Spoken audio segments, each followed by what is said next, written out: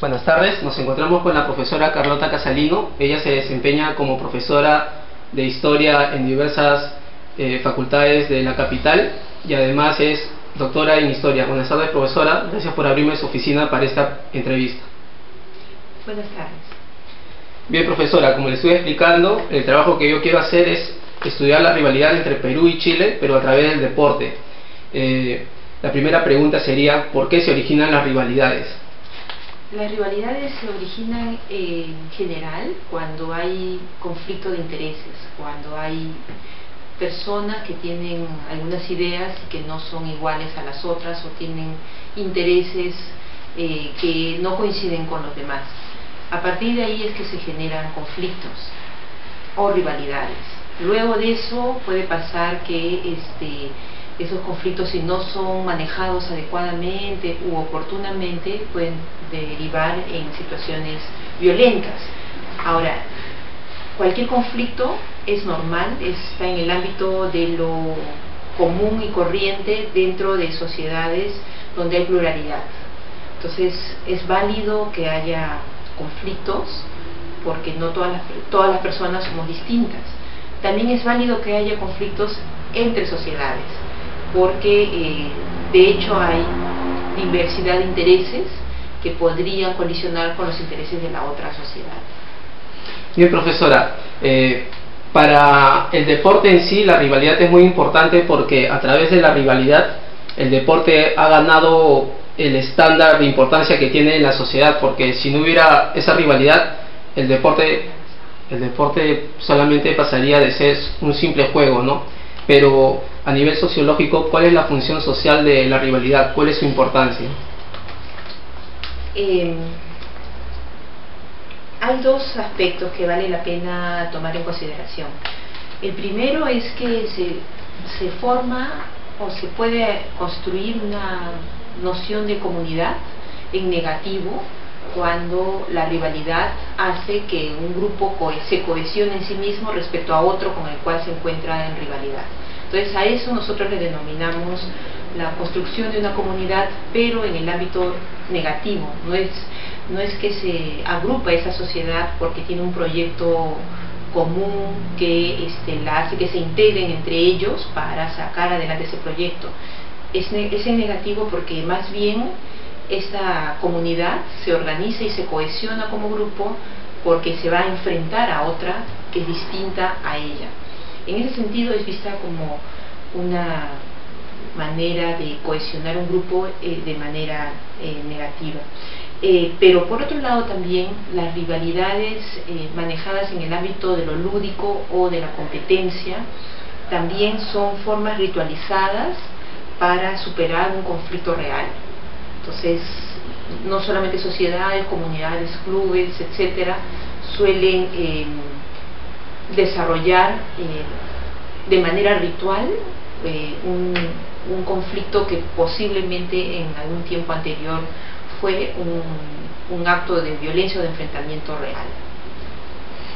Bien, profesora, para muchos ahora hemos hablado de la rivalidad en general, ahora vamos a centrarnos en el hecho específico de la rivalidad entre el pueblo peruano y el pueblo chileno. Para algunos el origen de esta rivalidad se da en la colonia, cuando los españoles dividieron el territorio sudamericano de manera jerárquica y aparece el puerto de Callao y aparece el puerto de Valparaíso. Para algunos ese es el origen de la rivalidad. Para otros viene después de la guerra del Pacífico, ¿no? Por las heridas abiertas que ha dejado este conflicto. Para usted, como historiadora, ¿cuál es el origen de esta rivalidad?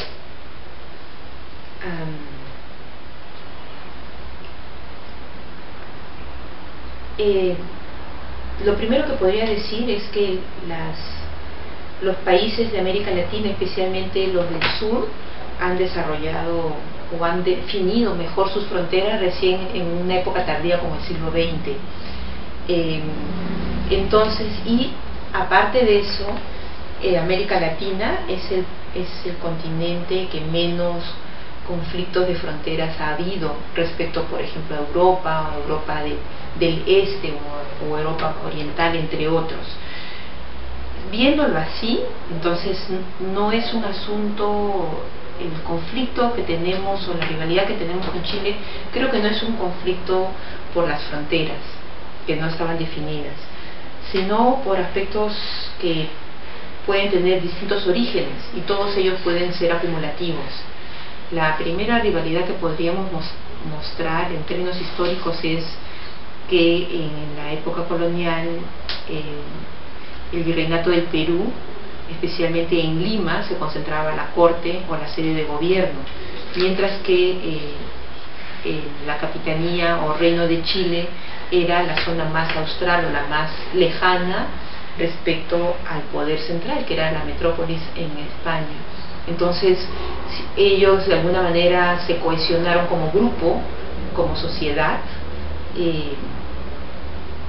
en la colonia, porque estaban separados físicamente del resto por el desierto de Atacama especialmente y por el mar. Entonces la sociedad chilena, tanto la indígena como la española y la criolla, se construyó con su propia identidad, sabiéndose que eran lo más lejano que había del poder, mientras que ellos percibían Lima como un eje de poder que tenía muchas más ventajas en términos económicos, sociales y políticos. Ya una vez construidas las repúblicas o en las luchas de las repúblicas para liberar estos países, Chile tomó conciencia, a través de la presencia del Ejército del Sur, tomó conciencia que no podían ser libres e independientes si no se liberaba el ejército patriota, el ejército realista, y no era expulsado de Lima, que era la sede donde se organizó la resistencia, especialmente por Abascal. Entonces, de alguna manera, ellos habrán percibido que su libertad dependía mucho de liberar, aunque sea a la fuerza, al virreinato del Perú de la presencia española.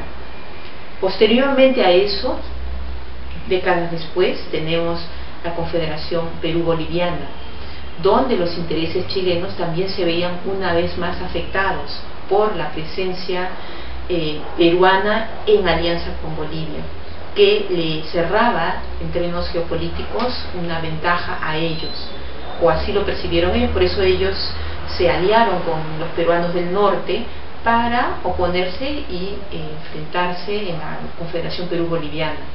Después de eso ha venido ya momentos de cercanía, nuevamente cuando España quiso recuperar los territorios ya a mediados del siglo XIX. Ningún puerto del Pacífico en América permitió que los barcos españoles pudieran avituallarse. Entonces ese fue un momento más bien de unión. Sin embargo, décadas después, cuando el Perú se encontraba en una de sus crisis más fuertes, iniciadas a partir de 1872, hubo un proceso de desarme también, se presentó la Guerra del Pacífico, y allí la guerra con Chile significó para los peruanos la ocupación militar de los chilenos en el territorio peruano. Lo que hicieron en el territorio peruano es algo que el común de los peruanos hasta ahora recuerda, porque se ha transmitido de generación en generación. Las bisabuelas han contado a las abuelas a las madres, y así queda dentro del mito popular el abuso de los ejércitos chilenos en el territorio peruano. Entonces, lo que tenemos es que, si bien es cierto hay momentos de acciones comunes, hay momentos de rivalidad propios de cualquier vecino, con los cuales siempre hay tensión, y hay además intereses distintos. Sobre eso depende mucho de las sociedades que recuperen o reconozcan esos momentos de conflicto o esos momentos de trabajo común.